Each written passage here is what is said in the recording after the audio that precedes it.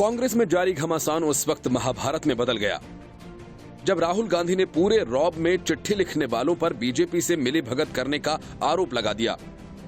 कांग्रेस को अपनी जागीर और नेताओं को गुलाम मानने वाले गांधी परिवार ने यह सपने में भी नहीं सोचा था कि उन्हें पार्टी में कोई चुनौती भी दे सकता है। लेकिन जब ऐसा हुआ तो राहुल गांधी का पारा 7वें आसमान पर चढ़ गया। कार्य समिति की बैठक में वरिष्ठ कांग्रेसियों की चिट्ठी सार्वजनिक होने का मामला छाया रहा। सोनिया गांधी ने अंतरिम अध्यक्ष पद के इस्तीफे की पेशकश की, साथ ही उस चिट्ठी का जवाब भी दिया जिसमें नेतृत्व पर सवाल उठाए गए थे। इसके बाद पूर्व प्रधानमंत्री मनमोहन सिंह और पूर्व रक्षा मंत्री ए.के. एंटनी ने चिट्ठी की आलोचना की और फिर राहुल गांधी ने बेहद तीखे लहजे में उसकी टाइमिंग पर सवाल खड़े किए। उन्होंने यहां तक कहा कि चिट्ठी बीजेपी के साथ मिली भगत कर लिखी गई है।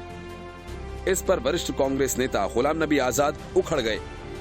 उन्होंने कहा कि अगर मिली भगत साबित हो गई तो वे इस्तीफा दे देंगे। पूर्व कांग्रेस अध्यक्ष राहुल गांधी के तेवर खासे तीखे थे। राहुल गांधी ने कहा कि सोनिया गांधी के अस्पताल में भर्ती होने के समय ही पार्टी नेतृत्व को लेकर पत्र क्यों भेजा गया।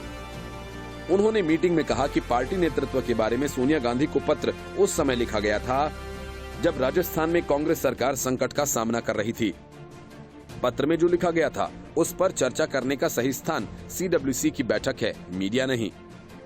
उन्होंने आरोप लगाया कि ये पत्र बीजेपी के साथ मिली भगत में लिखा गया है। राहुल गांधी से पहले गुमनाम हो चुके कांग्रेस के नेता के तिवारी ने यही आरोप लगाया था कि चिट्ठी लिखने वाले बीजेपी से मिले हुए हैं। बैठक में राहुल गांधी ने के तिवारी की उसी बात को दोहरा दिया। मनमोहन सिंह और वरिष्ठ कांग्रेसी ए.के. एंटनी ने चिट्ठी लिखने के कदम की आलोचना की। दोनों नेताओं ने कहा कि सोनिया गांधी को नया पार्टी अध्यक्ष चुने जाने तक अंतरिम अध्यक्ष के पद पर बने रहना चाहिए। उन्होंने नेतृत्व में बदलाव की मांग रखने वाले नेताओं को फटकार भी लगाई।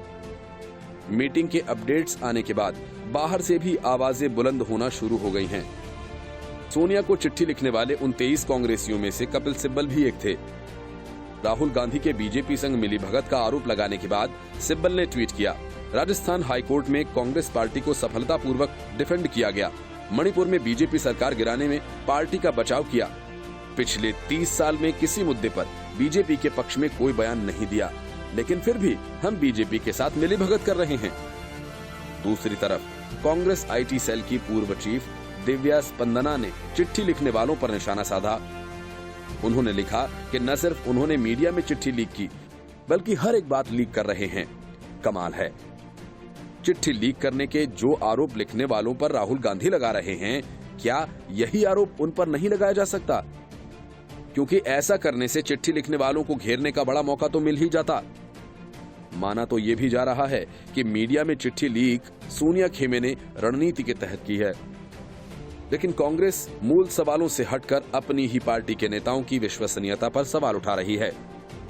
मतलब कि कीचड़ फेंकने की ये सियासत जारी रहेगी और कांग्रेस गांधी वाड्रा परिवार की गुलामी करती रहेगी। Bureau report, news of India.